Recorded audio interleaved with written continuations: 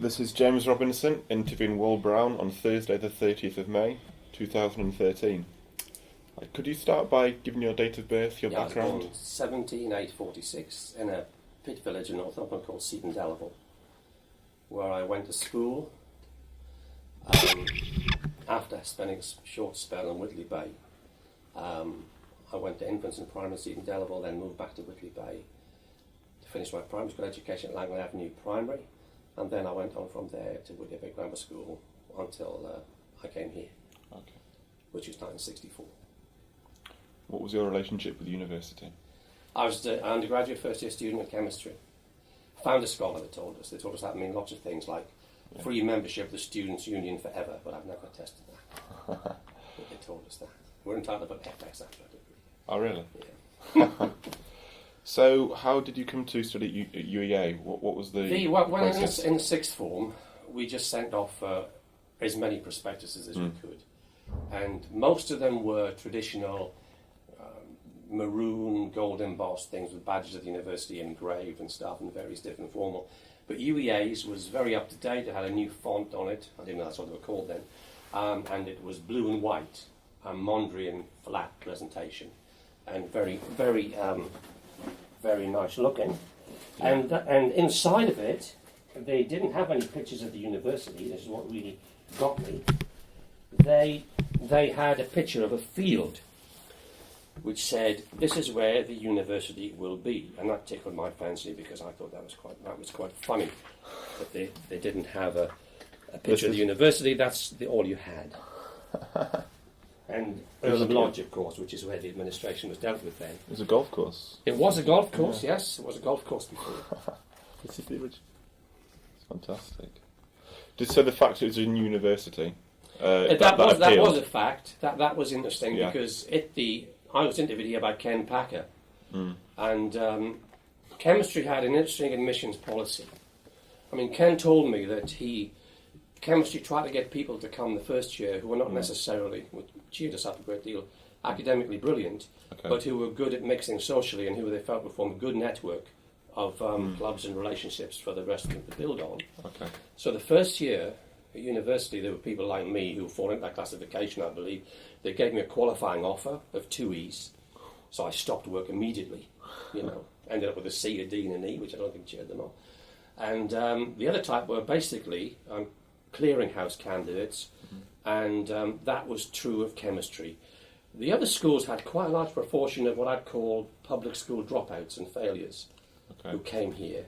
And that was interesting because basically the sciences were populated by, in the majority, mostly northern working class men and women. Really? Yeah.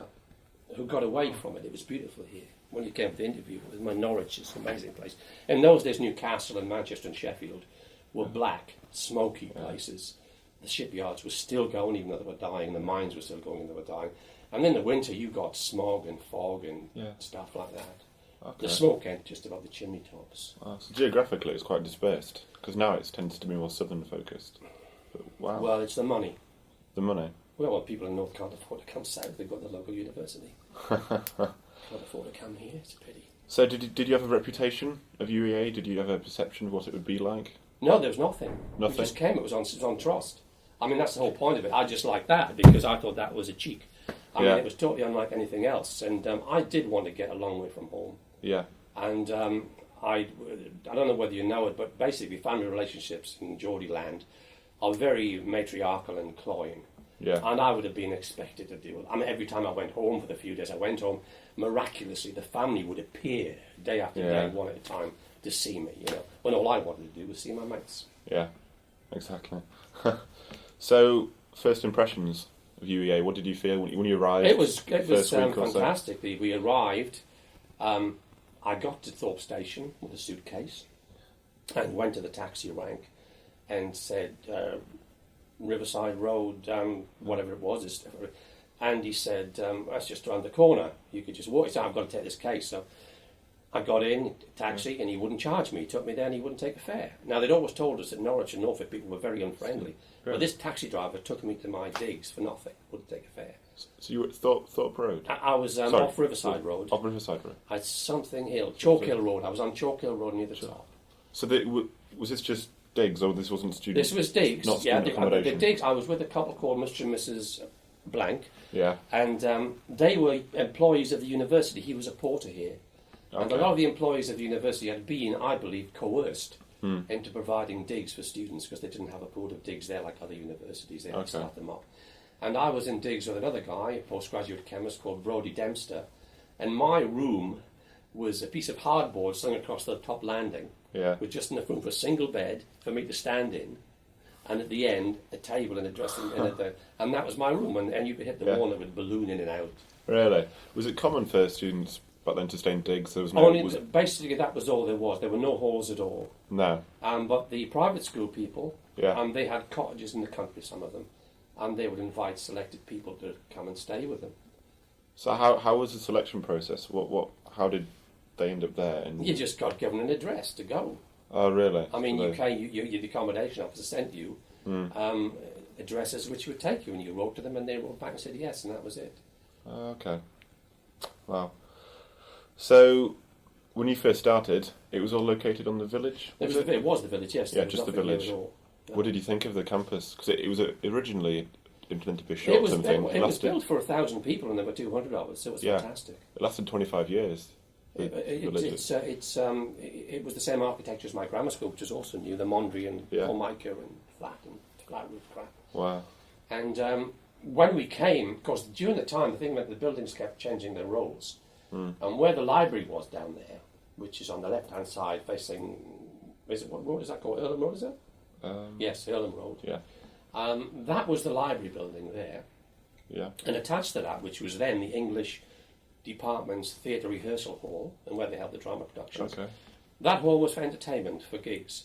The library was next to it. And on the first day we came, we had a 3-course meal in the Trough, which was the first building on your right as you come through the first gate. And that was, if I remember rightly, that was fruit cocktail and some kind of chicken dish, and then, prawn cocktail, some kind of chicken dish, and then fruit cocktail. Yeah. And we were sitting there, and I was sitting next to a guy called Jake Ridderford, who I lost touch with after the end of the first year. And that night there was a gig down at the thing, where a lot of relationships were formed, sadly not one for me. And I think it was the Continentals were on, and the lead singer of the Continentals was Mike Patto, who later went on to form a group based on himself called Patto, and he died when he was 35 in a car crash. Because the great story about Adam made called liquid language here. And he used to hitch home on those days, he used to hitch everywhere. And Rick got to Cringleford Bridge, got stopped there, and this damn great American sports car pulled up, had the glasses and that. And Rick got in and said, and the guy said, hi, he said, I'm Mike Patto. And Rick said, hi, I'm Rick Language.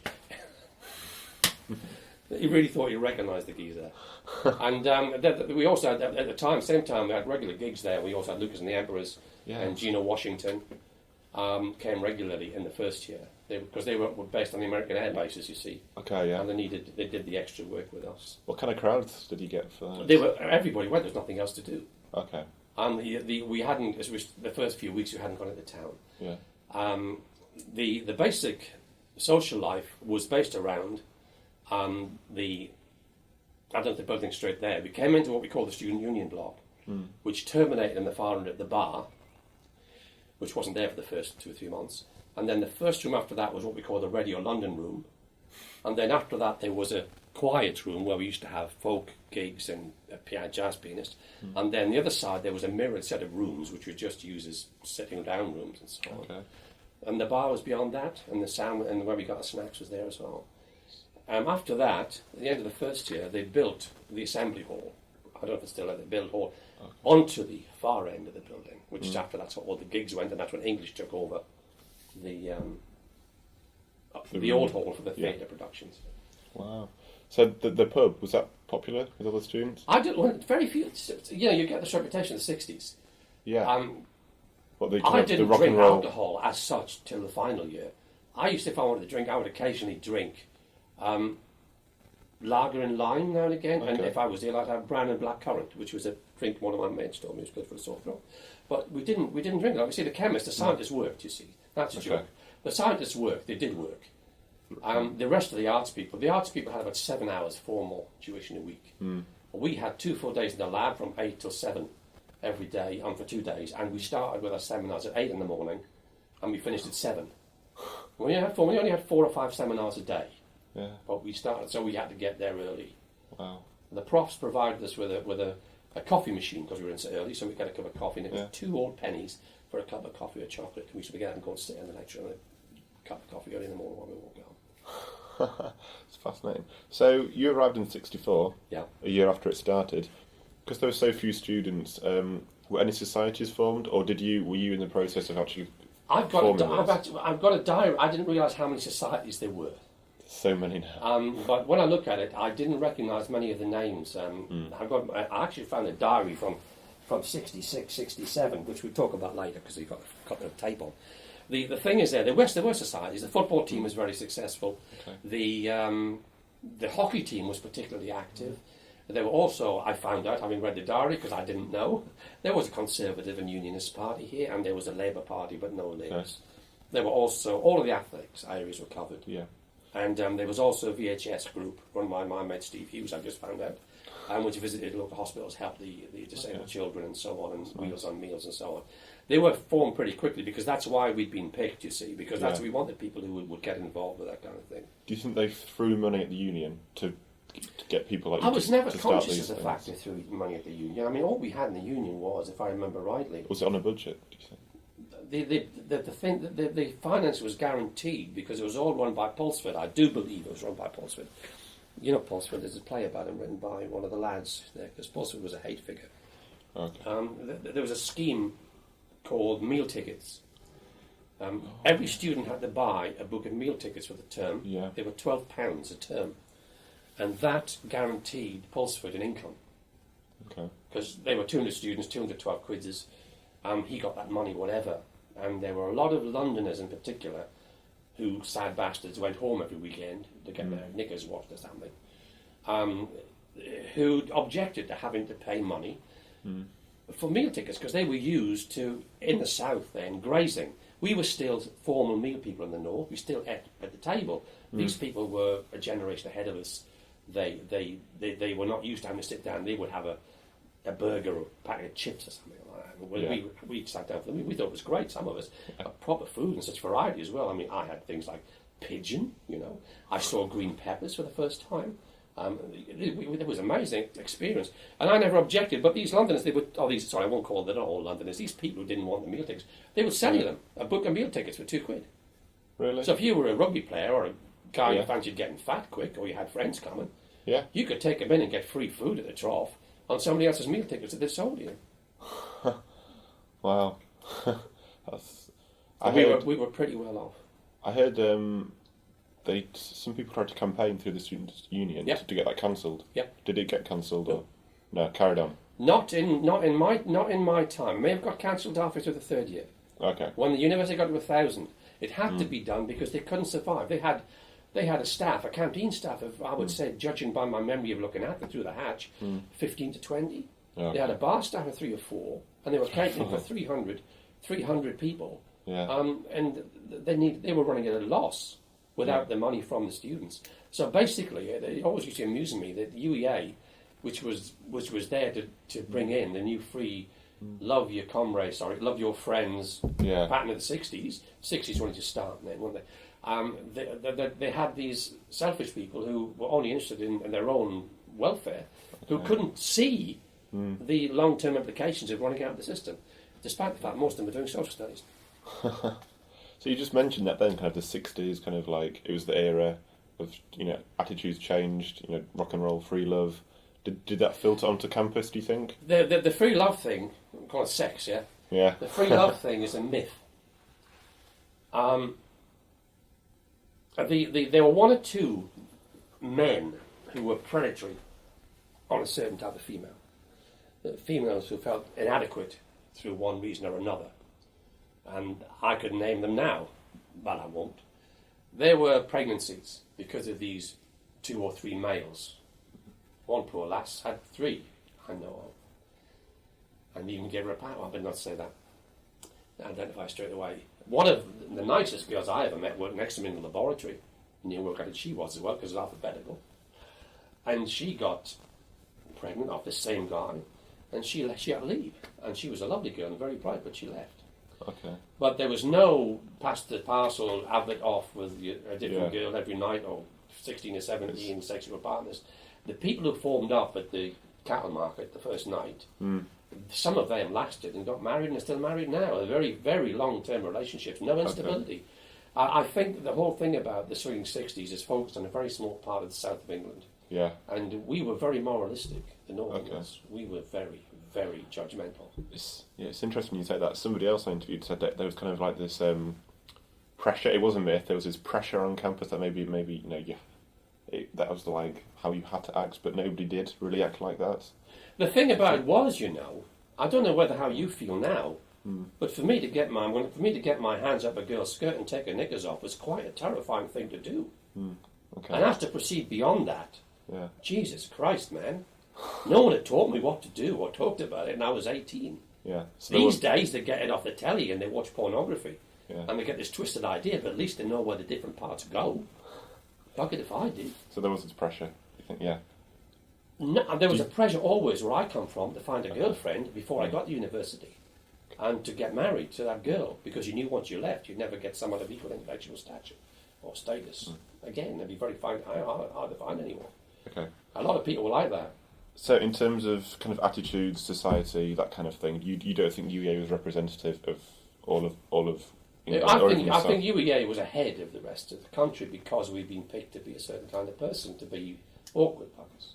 Okay. To be people to stop and argue. I think you had to win points in your interview or your interviewer, or make him look a bit of a twit to get in, to show you were wily. You may not be the brightest banana in the bunch, but what you had you could use well. Right. Wow. They got a hell of a lot of firsts the first year, here, from people who really, when they came in, probably weren't assessed as being possible getting the first.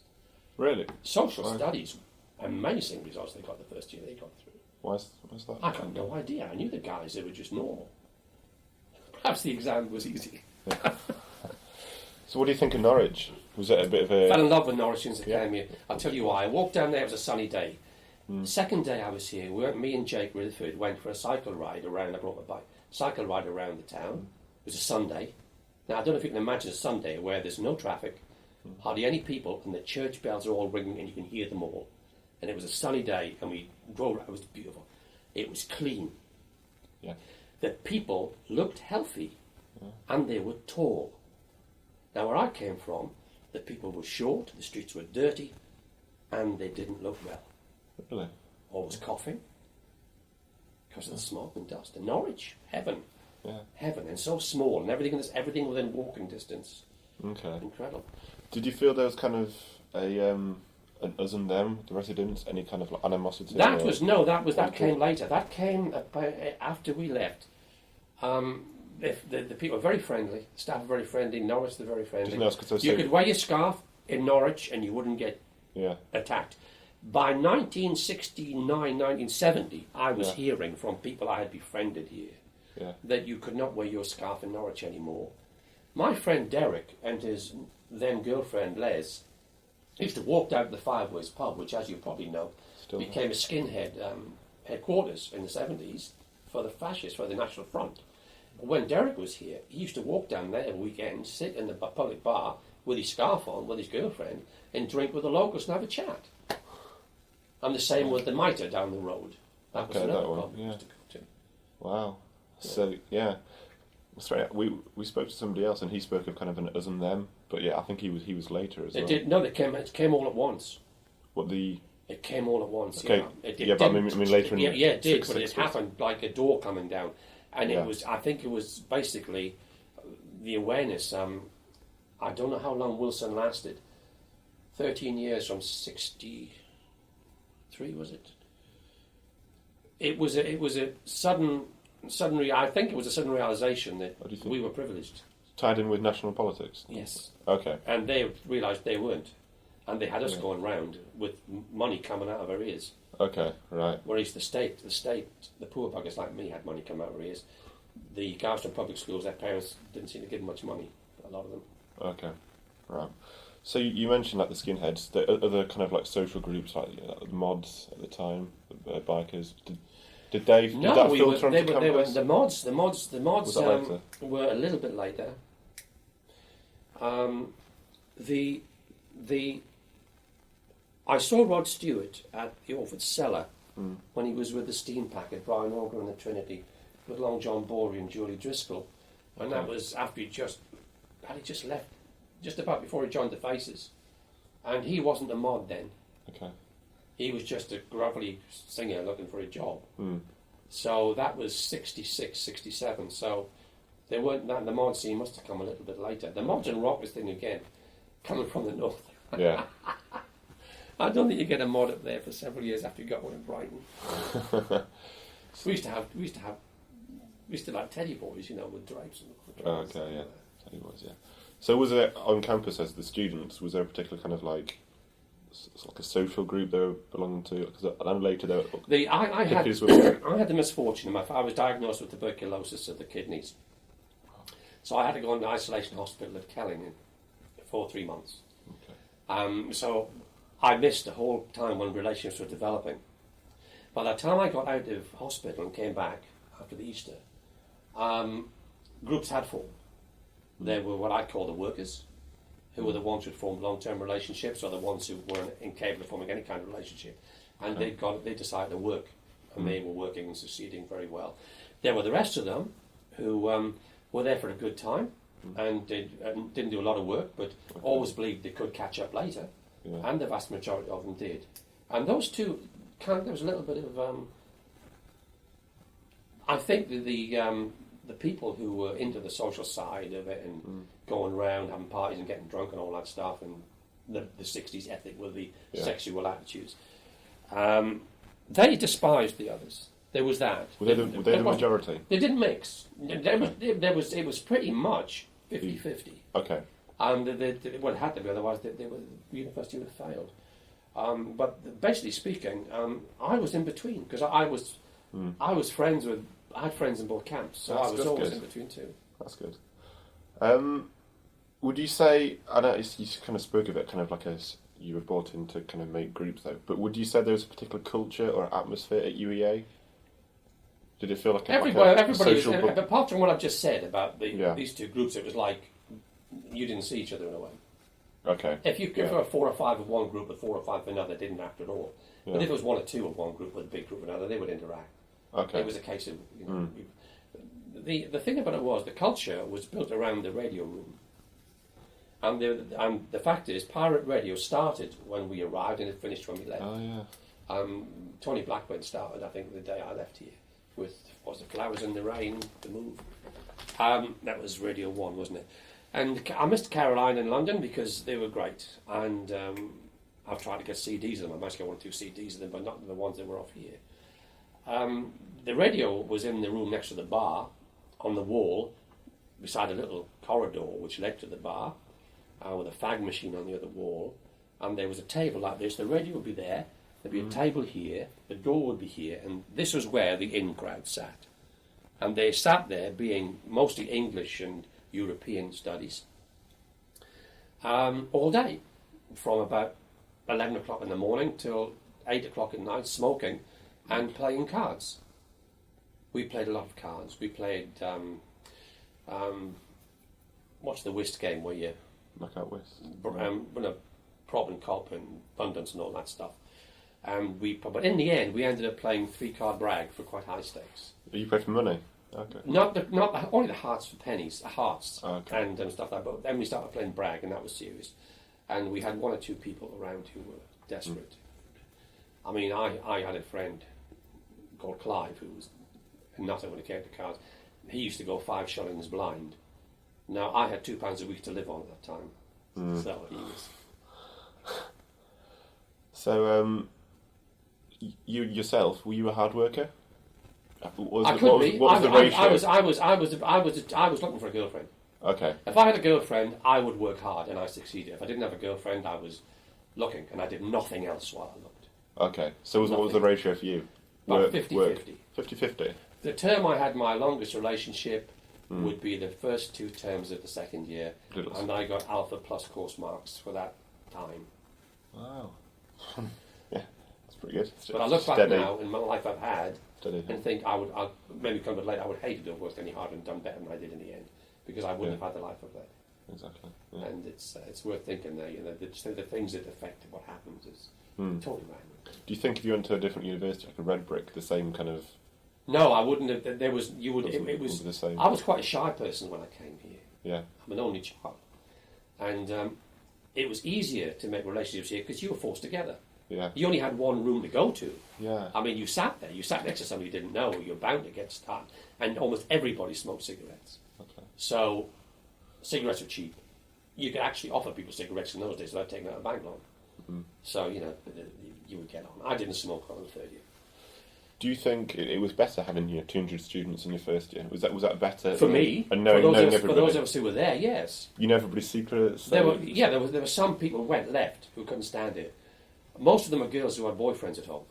There were 5 or 6 left because of that. They had boyfriends from a school, and the reason they left was because they were targeted.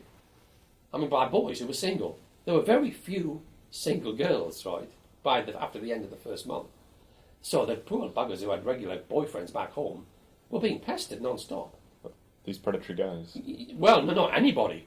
I must admit, I may have been nicer than some of them. I never went after a lass who had a boyfriend. I would regard it as a waste of effort. But some of them went home and married the guys that left. Now, went back to university, they just went. I think I can think of 4 or 5 in the first year who left because of that. Out of 200, that's a fair percentage. Yeah. Out of 100, it's an even bigger percentage. Half of them being female. So, if we could go to the academics, just life. What was daily life like for you as a student? How was your routine? We used to come in on cycle in or come in on the 79 bus, right? And for scientists it was early, chemistry it was early. And when we finished the seminar, we'd go down to the Union, and we'd have a cup of milky coffee and a wagon wheel meat. We had a little sort of group of people. We treated each other every day at the same thing.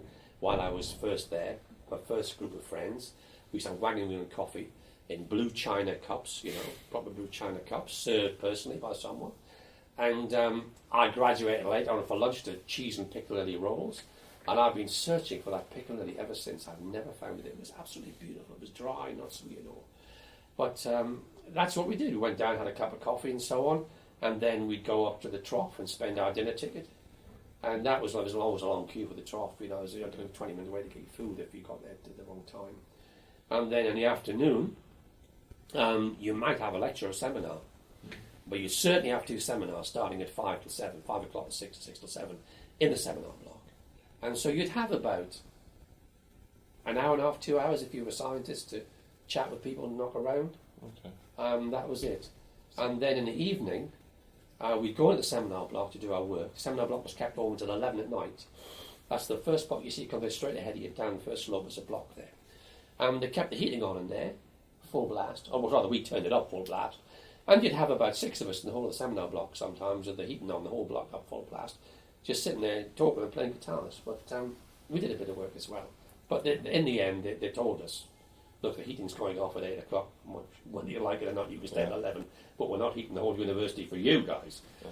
So, that's what we did. And we didn't do much outside of the university. Okay. The Londoners, as I said, went home on the weekends. The weekends are pretty dead. I'm calling them Londoners. They weren't all Londoners. Some people had to go home. They had no money. They got fed. They got clothes washed, all that stuff. One night in October, we were sitting around board on a Saturday afternoon, looking at the empty Radio London room, football on the radio, listening to the football. And what do we want to do? And Dave Tomlinson, who was a chemist, and later went on to be chairman of the Trafalgar House Group, he said, why don't we walk to Cromer? And we all said, yeah, why don't we? So partly was that night, it was dark, we left, it was October, we left and we walked to Cromer. There was a group of, there was Brian and Sue, John, me, Twitty Watson, Derek and Les, Dave Tomlinson, and a couple of other girls, Dorothy and a friend of hers, a little ginger girl from Social. And we set out and we walked to Cromer. Halfway there, Dorothy and her mate packed in. And a bloke stopped and they offered them a pat Norwich and they got in. Now you think about that today, will you? This was 3 o'clock in the morning. A bloke stopped and 2 girls got in a car with him and went to Norwich, and that was okay, that's fine. I fell asleep halfway there in a ditch, and they came back and got me. I was going down with tuberculosis, so I was getting tired too fast. And I didn't know, I felt fit as a fiddle. So we got to Cromer, and I've got some photographs I'll show you later. And we got on the pier, and it was freezing cold in October because the wind is always from the northeast. And I've got photographs of them having a kip there. And then we went to a Greasy Spoon Calf and had bacon and egg breakfast. And we got the first bus back to Norwich, and there was only us got on the bus at Cromer. And they all went upstairs, so I went upstairs and I sat at the back, because I've always, all my life, sat where I could see everything in the room. And the bus conductor came up, and there was only me there. And he said, "Oi, what's on?" He said, "I saw 8, 9 people get on this bus, where are they?" Well, of course, they were all so tired. They'd always got to the front of the bus, laid under the seats and got to sleep. And they were lying in a rows under the seats at the front, flat out, because you couldn't sleep on the bus seat. You'd fall off when they put the brakes on. They were sitting on the top floor of the bus. So and I was the only one awake. And then we got back and we done it. And, it was... I remember we stopped for a break in an old closed railway station. That's probably still there. I sometimes drive over the route now to go when I take the grandkids down to Cromer. And I remember bits of it, but it was we had ordinary shoes, ordinary clothes. How long did it take? We got there, we left at 7:30, and we got there about 8:30 in the morning. 9 hours, and I think it's 21 miles. So we didn't hang about. But Dave had been in the Air Cadets, and he was singing all as if you ever get to heaven, that I'll drill a hole and piss on you, all that stuff. They were singing marching songs, and they were getting on with it. And we were young and fit. Is this on country roads or? Yeah, we used to see 5 cars all the way there. No main roads, trunk roads, but there wasn't much traffic in those days. Wow. You got any more memories like that? Any more stories? Or? The first chance I had to go in a hospital. So basically, I started to piss blood, basically. Not like red water, but matchstick type streaks of it. So I went to the doctor, and one of the doctors down here, Signey, and we got through the urine samples, and I had to go in a hospital, where, to my great delight, at the age of 18, I had a camera shoved up me bloody end, while a bunch of student nurses all stood by and watched, which really made me laugh, because as soon as the camera goes past your sphincter, all your urine comes out. Anyway, somebody said, "Oh, look at this, we don't see many of these." It's like a joystick on a video game.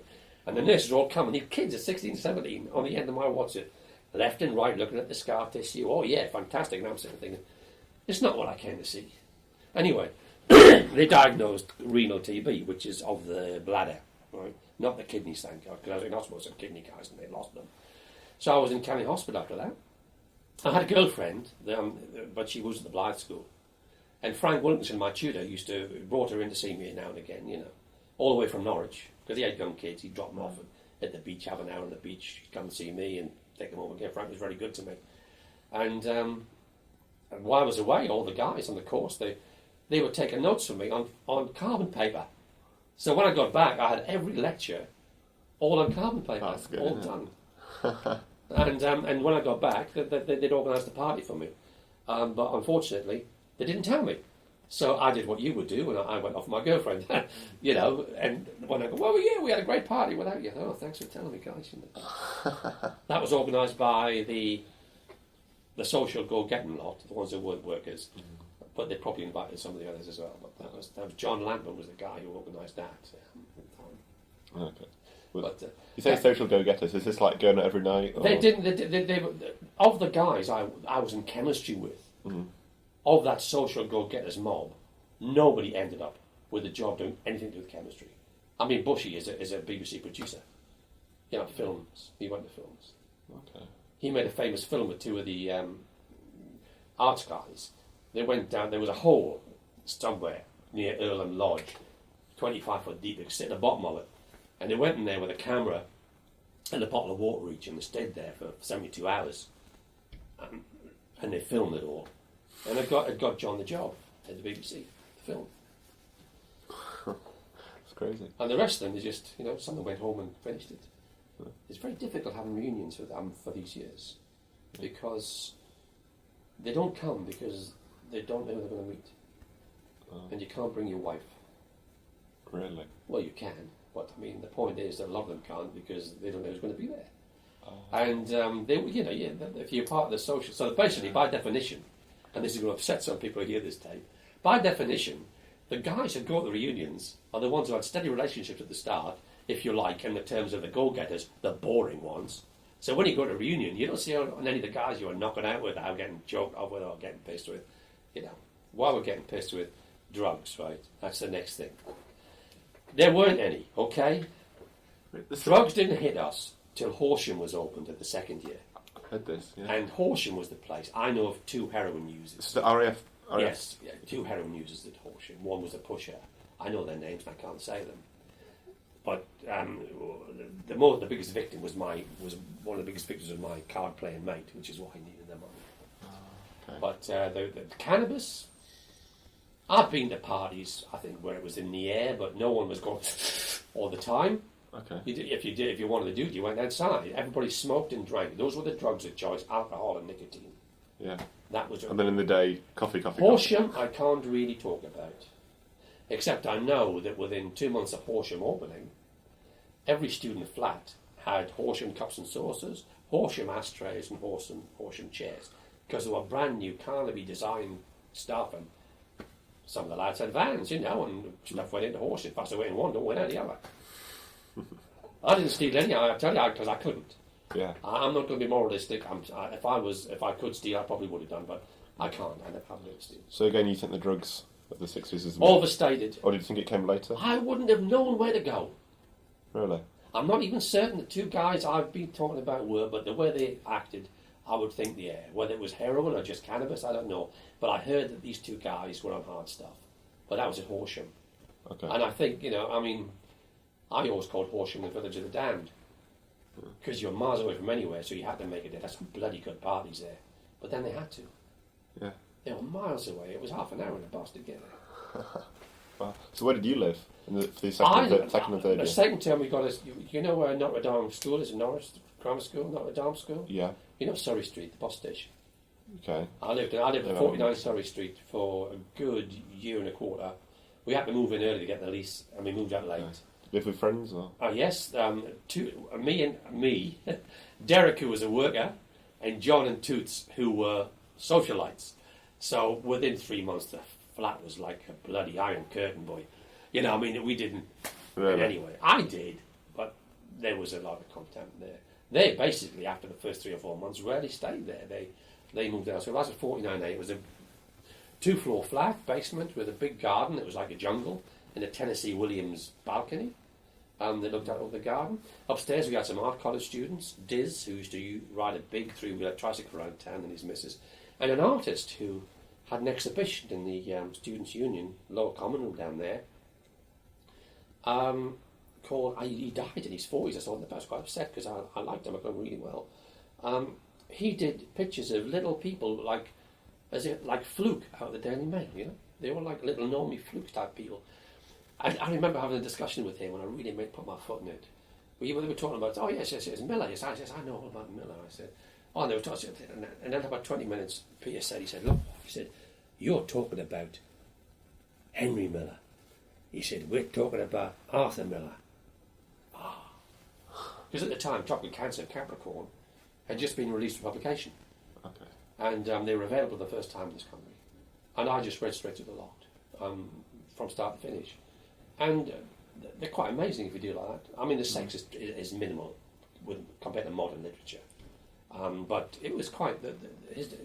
Miller's description of situations, about his time working in the post office and how he deliberately employed weird people as postmen. Cripples and hunchbacks and one-legged geezers and half-blind people and schizophrenics. But there was a lot of time for reading as well. I used to spend a lot of my money at the bookshop on science fiction and poetry books, stuff like that. That's good. Was that a common thing? Do you think people used to read a lot more? No, I was a chemist. They didn't do that. Okay. But my best subjects at school were English and French. That's why I did chemistry. Okay. I don't know. Surrey Street, right? That's where I lived. Surrey Street. Yeah. And then we moved into the new blocks. They did the residences the final year. Final year students were given preference. The Ziggurat? I was an E32. Is that the Ziggurat building? Yeah, E32 I was. Is that Norfolk or Suffolk? The one nearest that end. I think that's Norfolk. Yeah. Wow. They just called them E and F blocks. F was girls, E was boys. Okay. Wonderful. Two porters per building. What do you think of those? Well, we moved in, they were brand new. They were fantastic. Okay. They had Anglepoise lamps. Mine had orange and dark brown Carnaby Street type blanket and matching stuff. We had a wire chair, which now sells for 350 quid, and the auction's down at this. We had a desk to work by. We had a wash basin. We had a sliding window, which we were allowed to go out onto the veranda. You can't do it now. Expelled. And when it rained, the water came down in a cascade, and we'd have a drink and sit under the water. But now they can't do it. No. Imbeciles. What's wrong with people? These adults, aren't they? 18, 19, 20-year-olds. You can't trust them to go out on the veranda. What were they built for? People. We used to get deck chairs out, chairs sit there. Understood, yeah. Of course, the Broad wasn't there then. Yeah, I was going to say that. Did that come in your last year? Or? Yes, the final year. Oh, yeah, that's a whole story to itself. I don't know if you got the time. But we're taking bits now. We're jumping ahead, aren't we? Okay. When we were Surrey Street, yeah. I came back, and we had John Bush, because he was of age where he could sign a lease. He had procured the flat in Surrey Street, which is central. And we moved in there, and I had missed the term. And the third term, I don't know whether it is now, the third term was basically called reading weeks, yeah. where, again, the usual culprits or suspects went home. Oh. And the rest of us didn't want to go home, because that's why we left home, not to be there. And we used to knock around. And then, when I came out of hospital, right, my mates, I watched them playing darts. And I saw them one after another go up and score 3 balls each in a row. And I'm not thinking, what the hell has happened while I've been away? These guys are now county standard dart players. And that's what they'd done. Wonderful, they played darts all the time when there was a bar billiard table, and they were good at that as well. And incredible. And I had to go and buy a set of darts down at Pilch's, which is just closed. And I bought a set of gold-plated darts with feather flights, as you don't get any more. And I was no bloody good at it. Got better later when I went up to be sympathetic secretary, but not then. Did you have a pool table? No, it's common people just... No, we didn't have no bar billiards. Just billiards? There wasn't enough room for a pool table. Okay.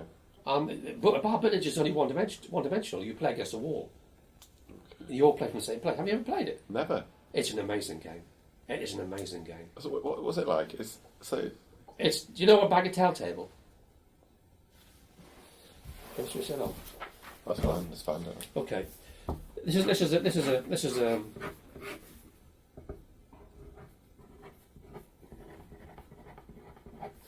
So it's smaller than a pool table. Yes. This is still the length of a pool table. Same length. You stand from here. Right? Yeah. Ball's here. You can put your ball anywhere in the D. Each of these. This is 200. Right. This is 100, 100, and then the scores on here, right? There's a red mushroom here, which if you knock that over, you lose the game. Sorry, it should be here. The red mushroom's here, of course, so you can't go straight in the 100 ball. The mushrooms are here. White mushrooms, if you knock a white mushroom over, you break us over, you lose your score. At the end of the game, you have 1 ball left, and that ball has to be used to pop the cue ball into the 200 hole. Okay. The 2 ways to do that, one is to go for it, which is there and there, which you might think is the easy way to do it. Yeah. The easiest way to do it is to take it from here, which you up here, off the corner, step down there, off the rebound across the hole. Okay. So these are holes. Mm-hmm. It's like on a pool table. So you know, it's Camilla about. Oh, she's at a meeting. Okay, never mind. Thanks very They've got bar billiard tables on some of the Broads pubs. Well, my son was at Southampton. They had one in the pub near there as well. And they're getting one in my local pub. It's a great game. Wow. It's on a timer, you see. It's on a clock. When you pull the handle, it winds up the clockwork. So how many balls do you get? What? Well, just one. Because you said the last ball you got to get it in the 200. Yeah, you get a whole lot of balls. Okay. But when the bar goes down, you lose them. Okay. You pick them out the bottom of the tray, and you play them. If they stay on the table, they stay on the table. Next guy goes, you can hit the ball in, you can get multiple shots in. Then the bar goes down, that's when the money starts, because you're now only got those balls left. And when you finish, you put the last ball in. If you don't put the last ball in, the first one to put the last ball in. Usually the whole game is on the last ball. Were you good? We were all bloody good. Yeah, better than darts. Because no, it's like when you play pool. When you play pool, you get bloody good. You start playing doubles only. You don't play direct shots. So we would play skill shots all the time. Okay. But you only had a certain amount of time, so it didn't matter. Nobody's waiting. It's not like we're going to pub, and they can keep you waiting an hour if they want to, by deliberately missing a shot. These are on a timer. 10 minutes, that's all you got. You never heard of that? I've heard of the one of the game, best, never knew. Best games for a small room, and that was our room. That was all there was to it. There was the radio. There was the radio, the pool table, and the dartboard. Radio London there, dartboard there, pool table there. Radio London is that a pirate? Radio London was the pirate station. We called the room the Radio London room because Radio London was always on unless somebody from somewhere else came and turned on Caroline. The Londoners always wanted Radio London on because it was theirs. Yeah. Well, it was parked 10 yards from Caroline, so how it could be theirs, I don't know. But Caroline, to me, had better signature tune, better DJs, and nicer adverts. The adverts were great. Okay. New Real 5 shampoo makes your hair do what you want it to. Cracking. So was there alcohol as well, or was this coffee? Coffee. Most everybody says coffee. Just coffee, yes. So it was the whole campus obsessed with coffee. And it was not on the machines. It was proper coffee. You had to go and get it on the pot. Yeah, it was properly made coffee. It was excellent. Right. And the sugar basin was there. You know, you didn't have to. Okay. The women, the people who served us were fantastic. The women were great. Were they students as well? No, they can't. No, they were full-time employees at Polsford. Yeah. They were great. Met some of them later, years later. I came here in the 80s. They were still recognised me straight away. Fantastic. Wow. If I go and ask you a question back about the academic side, so chemistry. Did you have any favourite modules? I was very good with Frank Wilkinson stuff, which is fast reactions in solution and reaction rates in general. And I was very much into nuclear magnetic resonance spectroscopy. At the time, I was probably one of the top 50 people in the country on it, because there were so few places doing it. There was a joke. We used to come in, me and Derek, my mate, he was doing spectroscopy as well in NMR. I mean, we did a lot of IR as well with Robin Harris. But NMR was the big thing for me. And you probably don't know this. NMR machine now you can fit in this table. And what's NMR? Nuclear magnetic resonance. You know all this crap they do about seeing if you're ill now? They put you in a scanner. Okay, yeah. Well, it's all analysing the hydrogen atoms on your molecules there. What they do is, the hydrogen atom's got two states of being. It's either spinning like that, or it's spinning like that. Now, can you imagine a spinning top? Mm. You know a spinning top can spin upside down, don't you? Yeah. You can get it there. Okay. Yeah. What you do is the spinning top is going like this, the right way up. If you're clever and get it just right, you can hit that top and turn it over and spin it on the other side. But that's unstable, right? And you have to put energy in to get it there. Yeah. Well, that's what an NMR machine does. It measures that energy input and the splitting of the hydrogen atoms and which ones are at certain positions in the molecule. Oh. Well, when we came here, we had two NMR machines. We had the one that let us play with. Now, you had to use the NMR machines between 8 at night and 6 o'clock in the morning, because the big one that the postgrads used had magnetic coils out that door and they went to that wall. Two of them, one each end of the machine, to force the hydrogen energy levels to be bigger so that you could see the transitions easier. You pull the molecule apart with a magnetism. Otherwise, hydrogen added pull a molecule apart, that would cause a nuclear war. But I mean, basically, you stretched the energy levels inside there. You hit them with this magnetism. And it took half the power to run that machine at night. That was half the power that Norwich used during the day for that machine. That's why they could only use it at night, because during the day they had pulled the plugs in every power station in the area. Was this cutting-edge technology at the time? Yes, it was. Yes, it was. Much because it's in university, so they wanted to... Well, at the time, one of the jokes, I mean, they were in an analysis of simple molecules. I mean, Stephen, who's still here now, he's still analysing a molecule which has got 3 atoms in it. I mean, we were doing monochloroethane or dichloroethane as well, and we were trying to find out about one or two things about where the angles of the molecules, I mean, how the hydrogens were affected by the chlorine. I mean, Katritsky, who was the prof, right, the dean, chemistry. I mean, he'd spent his whole life trying to find out whether one pair of electrons on the end of the quinolizidine molecule was pointing up or down. That was his whole career at Cambridge. And he got lots of plaudits because it was pointing up. This is probably actionable, by the way. Anyway, after he got here, a year after he got here, they suddenly found out he was bloody wrong. And it was pointing the other way. Now, Katritsky, all you hear about him is true. Katritsky used to come into the dinner queue in the trough with his secretary and his in tray. And he'd have a clipboard. And she'd be holding the in tray and passing the letters to him. And he was signing and doing his mail as he waited for his dinner. And he was a workaholic, that man. A workaholic. He was brilliant. But in the end, that one thing he was wrong there. The rest of them, they staffed the whole area with Cambridge. Cambridge guys just came here. Really? I mean, Katrisky came when he brought a team. I mean, were they young? Yes, they were all young. Match the kind of age? Yes, they're all still alive, mate. I mean, they're only 4 or 5 years older than me. They had their PhD, and that was it. They came here. Frank had 2 young daughters, 2 and 3 when I knew him. So he'd be 28, 29, and I was 18. So yeah, 10 years older than me. They were hardly any older guys. I mean, my wife worked with Richard Jones's wife at Heatherset Old Hall for many years, and Richard was here. What was his head recycler chemistry was his stuff. Robin Harris, he was young. Wow. Yeah, it's like they bought a chunk of Cambridge here. They just bought a total bit of Cambridge and bunged it here. In chemistry, I used to have chemistry. Did you get along with them? Would you go for a drink with them? I was in with Brodie at the digs, and I was always here early. I love empty buildings. I love coming and feeling the emptiness of space and being there on my own. And Brodie came up, and I got to know his mates because I was there 2 or 3 days early most terms. And yeah, I knew the postgraduates as well as I knew my own people. So I had another contact there. I was quite, had a lot of fingers in the pie. And it's very sad to think that, that kind of thing doesn't happen as much, I guess. But people are very insular, not surprising. But as for the profs, I remember I came in early one day and Frank and Robin and Ray were sitting there, the lecturers, sitting down, a cup of coffee, and there was one guy, and with a couple of postgrads, and waving me over, and I come and sit down, and there's a young guy there called Ballard.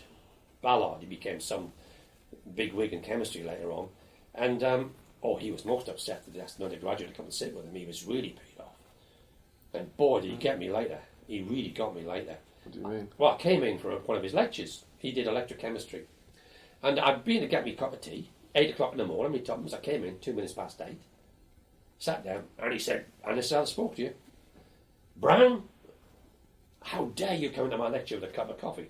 And I look around, and every bloody sod in that room's got a cup of coffee on their bloody writing tray. So I looked at him, and he said, get out. I said, okay. I never went back. I never attended none of his lectures. Don't blame me. That's probably one of the reasons I got a 3rd. Because but he didn't like me because he was hierarchical. He didn't like the intermixing of the levels. I knew straight away, I could smell it. An only child has defence mechanisms. They know when there's going to be trouble. They have to. They've got no big brother to help them. You smell when a fight's going to happen. You can smell who's with you and who's not. And I looked at him, I thought, you don't like this, do you? All the guys are out and getting what he'd been doing, and he was just sitting there like this. Mm. He wouldn't say a thing about anything while I was there. He didn't take part in the conversation. And I clocked him, and he got me later on. But I've had him ever since, as I've just had now, on tape. Shouldn't be near a child or a student, a man like that. Really?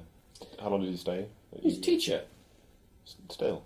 He's retired now. He was here a long time. I was always hoping I'd bump into him. Tell him. No, not more than that. Before, briefly, you mentioned... What did you mention? You mentioned... nuclear war. I just wanted to get onto politics. The Cold War. Did that politics? Kind of thing... Politics? I was a socialist, a Labour Party man. I'm a socialist still. That's why I'm not into the Labour Party anymore. I'm an extreme left-wing socialist by modern terms. I believe in nationalisation, all that crap. Wilson's campaign, Wilson had to have an election pretty quickly, didn't he? He had a small majority, and he came to St Andrews Hall. And I went. My girlfriend Ingrid Speller, she was a big Labour supporter. She was in the party back in Ealing, so were her parents. And we went to see Harold at St Andrews Hall. Okay. And I've never heard a more brilliant speaker before or since than Harold Wilson. He's been denigrated by the establishment. Yes, he's been denigrated by the establishment because he was brilliant. He was the most brilliant mind that Oxbridge produced in the 30s and 40s. He was justifiably the most able economist of his time. But he spoke, hey, up lad, like that. You can't do that. No, were those boys that run the country. So they nailed him, didn't they? But he played the audience. I sometimes think he dragged Tories off the street to sit in the back. So they say, what about, and he'd have them straight there. Oh, see, they've let you out of the cage again, have you? Yeah, why do you have a haircut? I mean, he was, the whole thing, some of political points as well. Harold never threw anybody out of a meeting, not like you were at the Tories. If you put your foot up at a Tory meeting, that 2 big guys had come, You know, coppers on leave, pick you up and chuck you out the damn door. Even then, Harold, no, bring him down the front. Let him talk, bring him down the front. You knew it was going to be fun then. Wilson, what a boy. When they done the Falkender business on, that really chopped me off, because that was a lot of lies. Really? And he said they went downhill after Wilson. No. Wilson believed in socialism. Once they gave the Labour Party to Oxbridge and Eton, once Blair, I thought they'd kill Blair when he got in. I don't mean kill him. I thought they'd give him 3 months and sack him, put Brown in. I wanted Gould to get the bloody Prime Minister's job. But when he saw the way it was going, as soon as he saw Blair was in, he got back to New Zealand, didn't he? He's dead now. He's got the chair of politics at Otago or something. But he was the boy that was a socialist. That's why he left. He knew the way things were going. I mean, Blair's the socialist. Blair's not Labour. Blair's a self-seeking. Words beginning with wanker. Sorry, God, sorry about that. You'd like to say that, don't worry. It's fine. Blair was a pretty boy that got the thick women to vote for him. I said that to my wife and she goes mad about feminism. I said, no, Blair was pretty, he smiled a lot, and women with no brains will always vote for the good-looking 6-foot man. Okay. Clinton, yeah, Blair, yeah, Obama. Maybe a bit of a colour problem there for some of them, but nevertheless, a better guy than the Blair was up against him. And you look at who's going now. I mean, I know Cameron's a good-looking guy, but doesn't need it, does he? He's got the money behind him. Yeah, true. But the social, you won't get a short, fat Prime Minister now. Wilson was the last short, fat, ugly bloke who'll ever get to be Prime Minister of this country in the present system. Yeah. And if you read, I mean, you can't know about him because I've got the books, you know, the governance of Britain, 20 pages to chuck in the skip. I mean, he didn't know what people know about him. He just was what he was. And if you saw him and you hear his speeches, you'd fall into the ends of the earth, mate. Really? Yeah. Do you think, now this is getting off topic but it doesn't really matter, do you think, kind of my view is that choosing between like Labour, Lib Dem, they're all kind of, other leaders are all kind of the same, Oxbridge, Eton, yes, and it's not really choosing between... I was kicked out of the Labour Party years ago. I can't remember why. Then I joined again, and I helped in Blair's first election. I was very active. But as soon as we started sending in resolutions and commenting on statements that had been made and saying we're not happy with this, we got an extremely rude letter from Blunkett, calling us disloyal cretins, basically, using those words, by the way, and how dare we question the findings or the statements of our betters in those terms. And we suddenly realised that we were just there to raise money. And we no longer had an input, whereas when I started Labour, you actually chose a candidate from the local area, or from a list which included, well, usually it was UEA people in them days.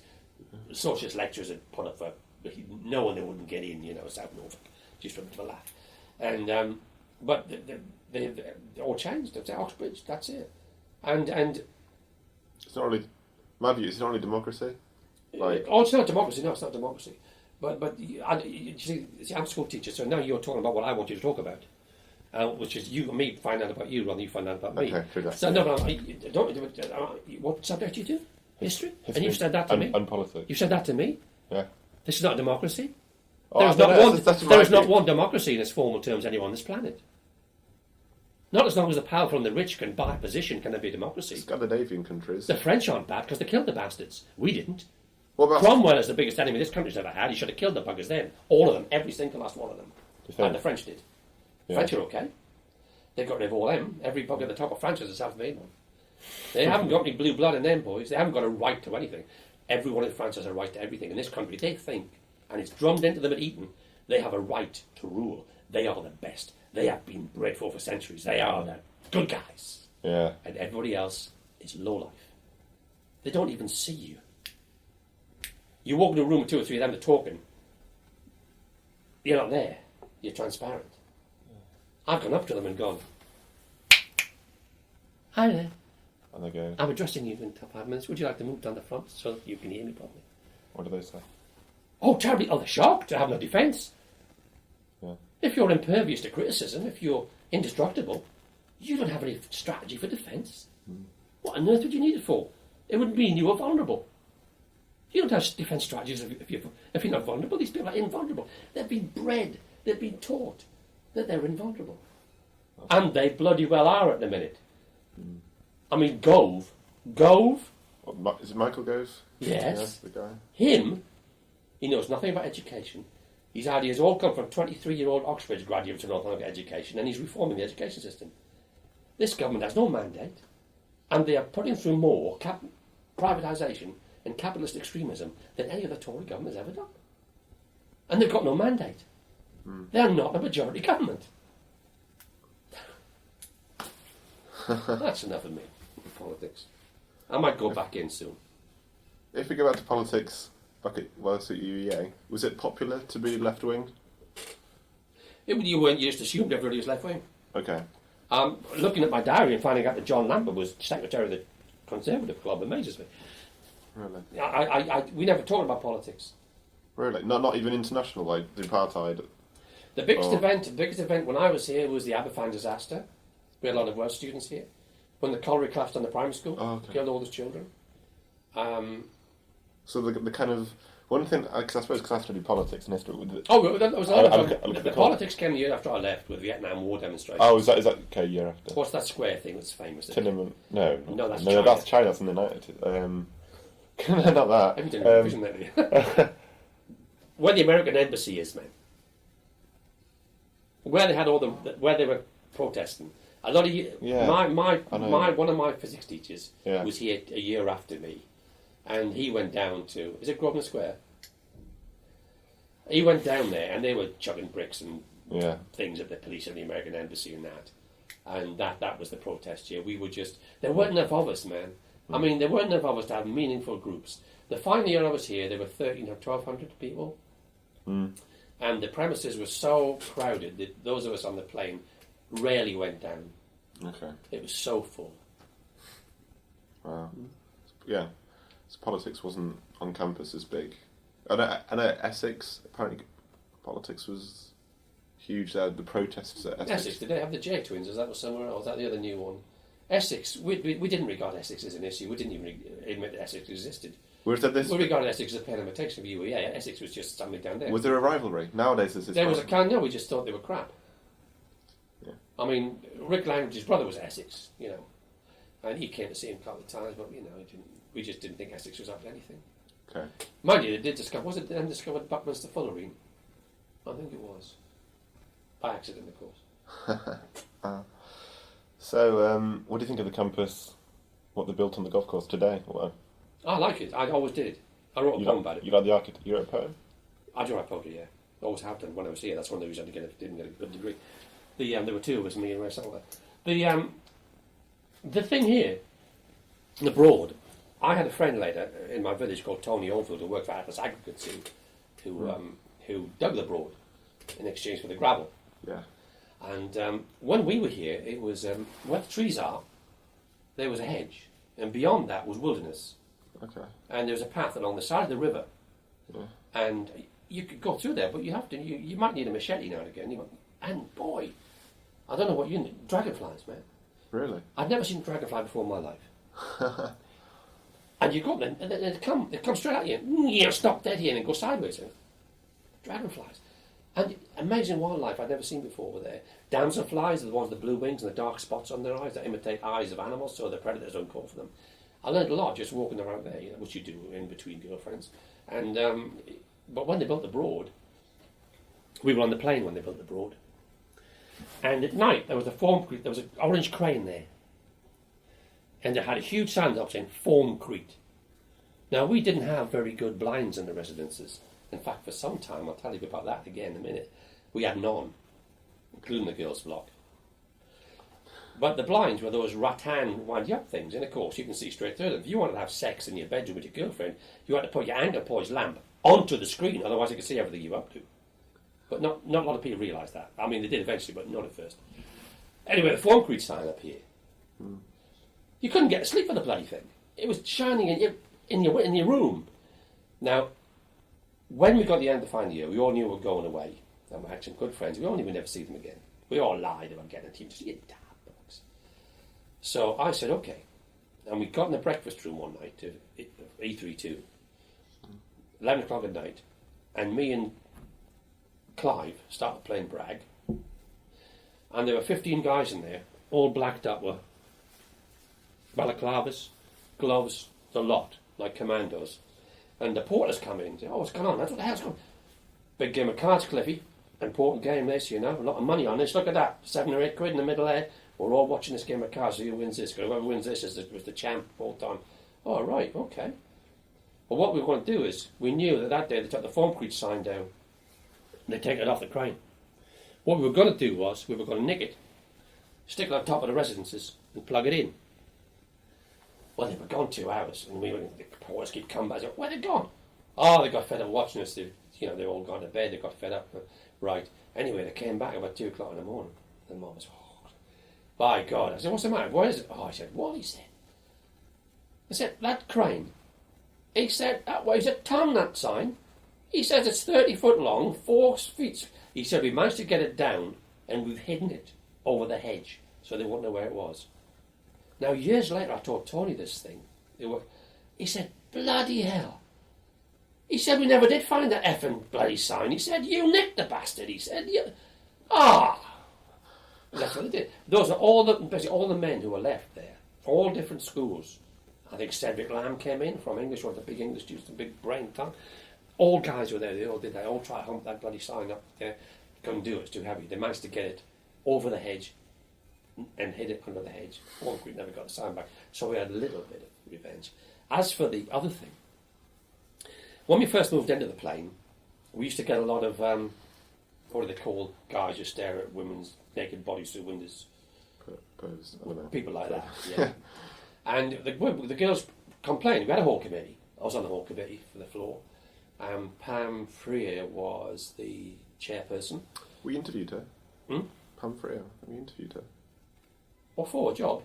No, for this Pam, yes. project. Yes, blonde girl she was. She did history of art or something. Something like that. Yeah. She went out with Jerry Foster when I was here. He was a chemist. There was a lot of trans reading between the two. But the girl said, we've got to think about this because these guys are looking through the windows. And we said, well, okay, but what can we do? Because if we go out and we'd be looking through the windows, he said, we don't mind if you look at us. We don't want them looking at us. So I had to form a bunch of guys who would go out at night and discourage these people from standing there on the field looking at the residences at night. That was 10 night, so we used to send out patrols of 2 or 3 people. Well, some bastard called, I believe, allegedly, Cornford, right, Rob Cornford, who ran the university newspaper and stuff, he phoned the Daily Mirror. And I was sitting there in the Radio London room one day, and somebody came through, I don't know who it was, we all knew each other. Well, there's somebody on the phone for you. I said, who is it? It's the Daily Mirror. I said, what? Anyway, Daily Mirror, I understand you're having trouble with, people, well, yeah, yes, true. Well, I understand you've set up a group of male students who've got to go around and make sure it's safe. I said, yeah, that's right. Well, what are you going to do when you find them? I said, we'll just sort of stand there with them while somebody goes to the police. Are you sure? What happens if they do? We just walk away. They were trying to get me to say that we're going to beat the shit out of them. And that's that bloody bloke put them onto me. Yeah. I never saw him again after that. I mean, he kept out of my way. But he was making a bit of that on the side, you see. Tipping off the paper about anything at UEA, despite the fact he was working for our paper. Yeah. He was...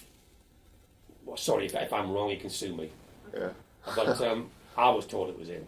And presumably this person was making a few bob on the side. Anything salacious at UEA, stick it in the paper.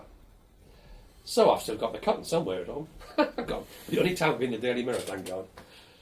Half an inch at the bottom of the inside of page 1. Wow. So, yeah, it's interesting. Somebody else mentioned the blinds. I won't say it was, but they said that there was a problem with guys staring across. That'd be Pam. She was the chairman of the committee that set up the vigilante group. Sorry, we didn't use the vigilante name. Yeah. The Daily Mirror used the vigilante name. Okay. But we thought, okay, you'd call us vigilantes, we would be vigilantes, and we were then the vigilantes. Wow. You got any more memories? You got any more specific things which really stick out? There was the working. During the vacations, a lot of students worked in Macintosh's factory on the night shift, making toffee and stuff. A lot of my mates, in the summer at Surrey Street, we had it 2 summers. There were 18, 19 people staying in Surrey Street, and us for 4, just dossing on the floor.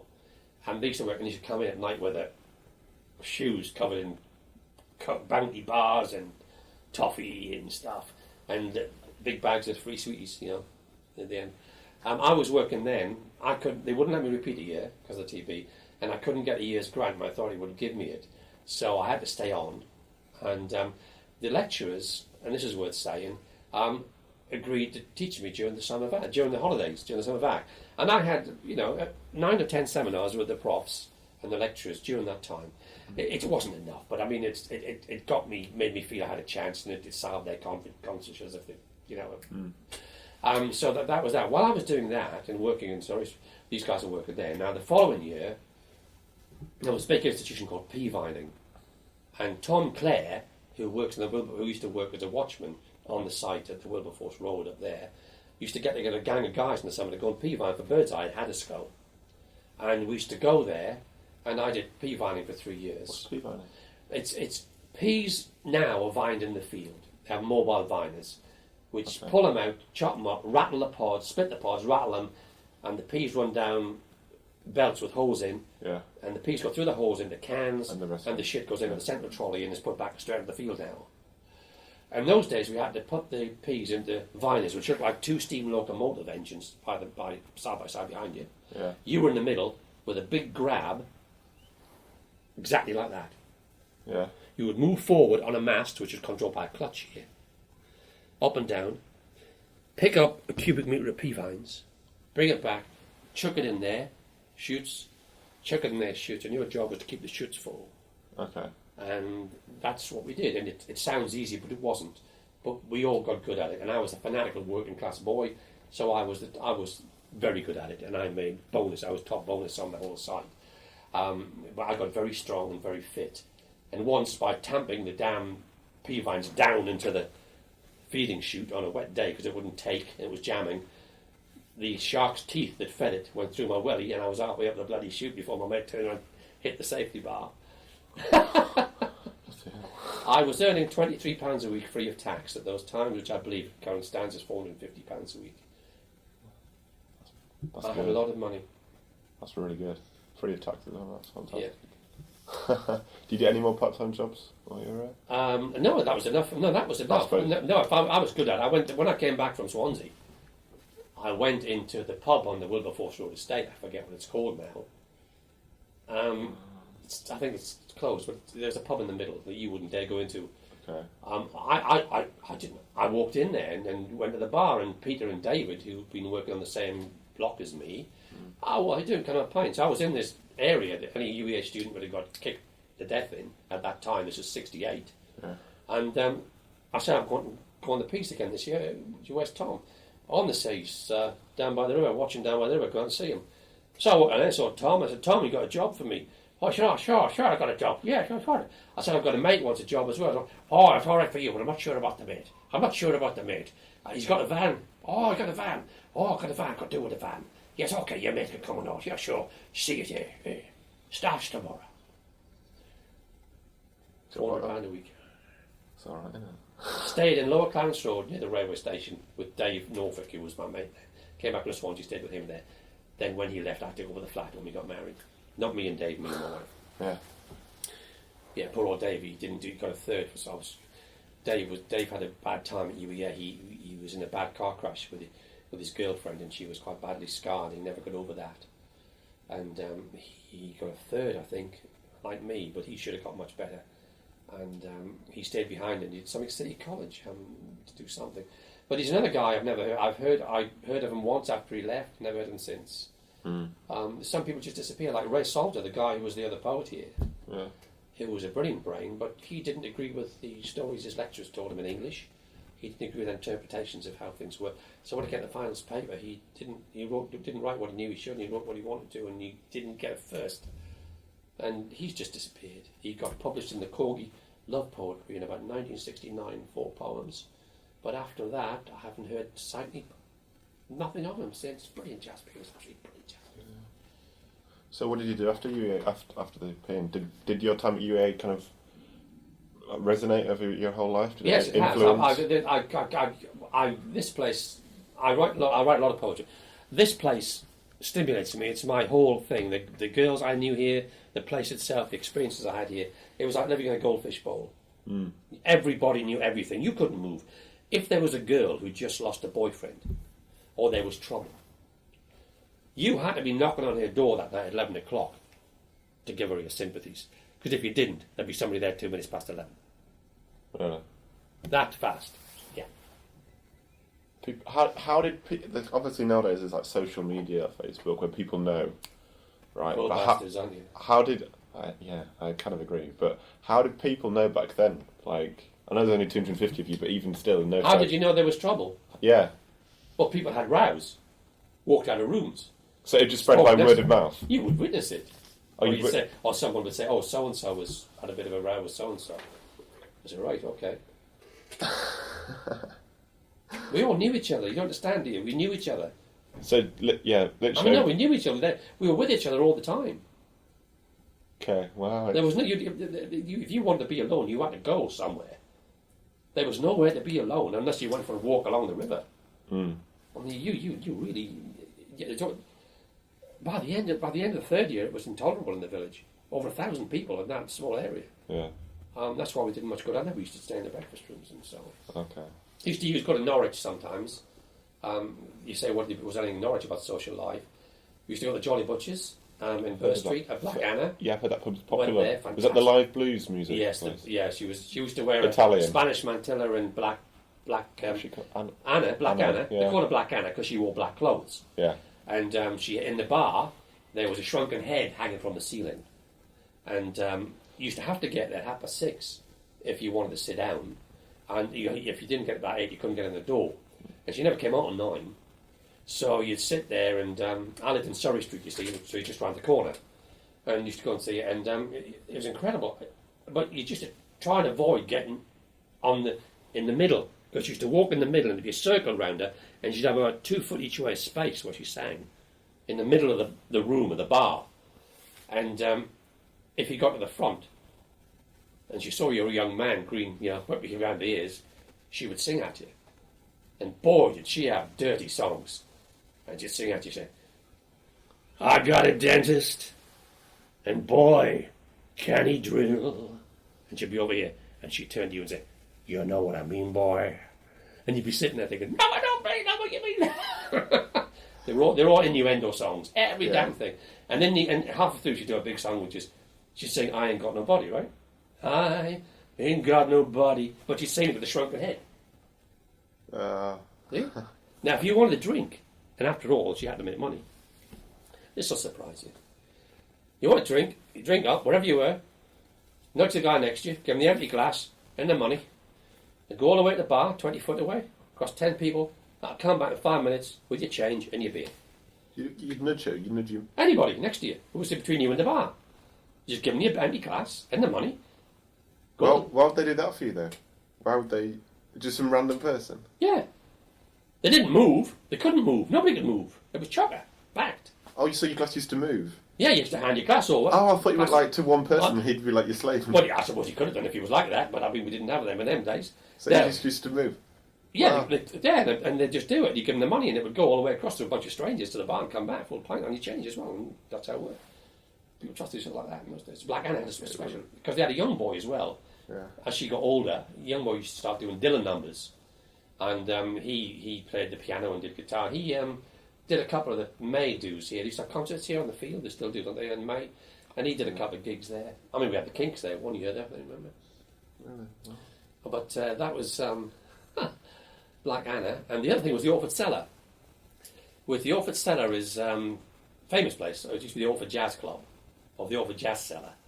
And do you know, what's it called now?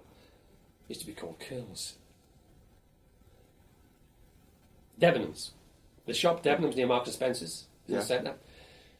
Well, if you go around the corner, away from Marks and Spencer's, across the road there's an alleyway, which has now got a glass present shop and glass shop up there. Well, that whole bit towards the traffic lights was a pub called, I think, the Coach and Horses. And the Orford Cellar was next to that, 2 pubs there.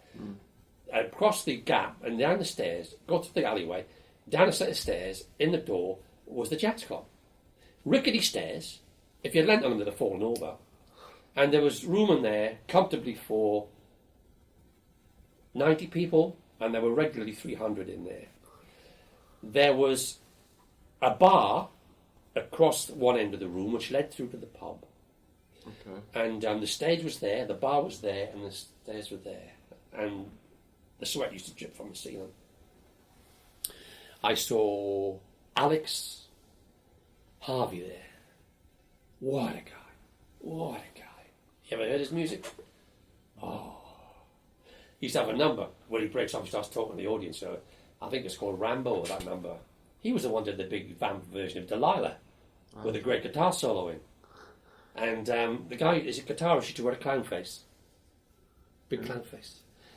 And he said, do you love me? Do you love my group? And we'd all say, no, we hate you. Don't like you. Well, this is a broad Scottish accent. Broad Scottish. And then she'd say, the concert is cancelled. Like that, and stomp off stage. Oh, the big Richie one did every time. I said we saw the Steam Packer there, Long John Baldry. And there was but I always said to my mates when we went, because people used to visit each other from different universities, and let's come down from up north. Yeah. And I said, right lads, now listen carefully. I want to tell you, if there's a bloody fire in here, or if anything happens, I said, don't go for the doors. Go straight over the fucking bar, out into the pub, up the stairs where the staff are going. I said, because if you go for the fire exits here, I said, there aren't any. There's only that bloody door up there, and that'll be chock over blokes killing each other to get out, over the bar, into the boozer. But never happened, thank God. I remember one funny thing. I was sitting there on the pint, and somebody bumped into me, and then I didn't remember. Somebody bumped into me, mate Robbie, and Robbie turned round, because Robbie was the hard lad of the mob.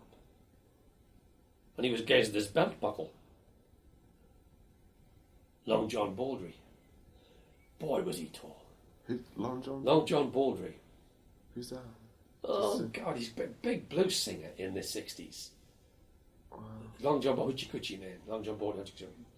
He had a horrible ballad called Let the Heartaches Begin. Da da da da dee dee dee. Da da da da da da dee da da, etc. He was an in-the-closet homosexual. And he came out. When he came out, he went to Canada, where they didn't mind it. And still minded it here for some reason. Canada became a big blues star in Canada, and he died 3 years ago. Oh. He had a great voice. Long John Baldry and the Hoochie Coochie Man, I think his group was called. So you used to see a lot of music? Music was the whole thing about UEA in our time here. Yeah. It was always on. Wherever you went, there's none of this stupid headphone stuff. You went in somebody's room, they had a tranny on. There was always music there. No one switched it off. They might turn it down, but there was you never knew. There were so many records. Every week there were 15 or 16 new singles, and they were all good. And I keep thinking about now, I buy CDs on the recommendation of Mojo. I listen to them and I chuck them in the bin. 5 stars, yeah. I would use it as a bird scarer. I just bought the latest Eric Clapton LP. He's singing the folks who live on the hill and Goodnight Irene. Now, I don't mind Goodnight Irene because that's a Lead Belly song. Okay? I've heard that. But one day you and I would buy a house on a hilltop high. You and I, Darby and Joan. It used to be Jack and Jill. Eric effing Clapton. I bought it because that was a good basic blues album. And that was on it. Music was big. Saw the Yardbirds in the Trough, end of the first year. Oh, yeah. With Jeff Beck and Jeff Clapton. Beck, I know Jeff. Clapton with them. It was when Beck was coming in, Clapton was going up. They're both here. But they didn't. They played to a tape. And when they started, it was... So they turned the tape down. They played over a backing tape. Well, It surprised me. Still, though. I saw a lot of guys. The Who came to the Gala Ballroom on just out there. My missus saw the Who. I didn't see. I wasn't going out there. She went to see the Who out there. They were all here, mate. The Kings played the field. The Who played up there. The Stones and Beatles didn't come, but I saw the Beatles and the Stones in Whitley Bay before I came here. It didn't matter. I see them all. Alan Price came to the graduation ball. We were lucky there. My mate Les, as soon as the booking was open, he ran straight upstairs and booked the tickets. And when it came to the night, I said to Jack, he said, "Oh, Viv and Les were there." And they said, "Oh, we'll never get in. It's fucking chocolate. Where are we going to sit?" And they said, "Oh, don't worry." He said, "I got the first tickets." We were right down. Alan Price was playing the organ there, and we were sitting here. That was fantastic. Fantastic. Very sad night, though. So many people really upset because they were leaving, because the relationships were really... So many people going around looking at each other. Yeah. I mean, when I left here, the day was a sunny day. The last day I was on the plane, and I went and hugged the library. The corner of the library was warm, and I just hugged it like this. And I feel the warmth coming to me. So did it not a lot of people stay in Norwich? Because now it's quite a popular thing. I think people just... All but one of the teachers I employed at Winging since 1968 were UEA graduates. Really? Chemistry and biology. Okay. Sarah Woods, who's one of my biology teachers, ran the junior school for many years, came up a year after me. And I saw her. I remember as soon as she came for the job, 10 years later, after she raised a family. She was sitting in the room opposite the Radio London room, because they brought the freshers in and kept them in the room to show them around, to keep them away from us, predatory males, like the one new birds. And she was wearing a bright green dress. And I remember her to this day, bright green dress. Because I chalked her on my head, Oh, she all right. And then when I saw her, I realised, I remember you. Yeah.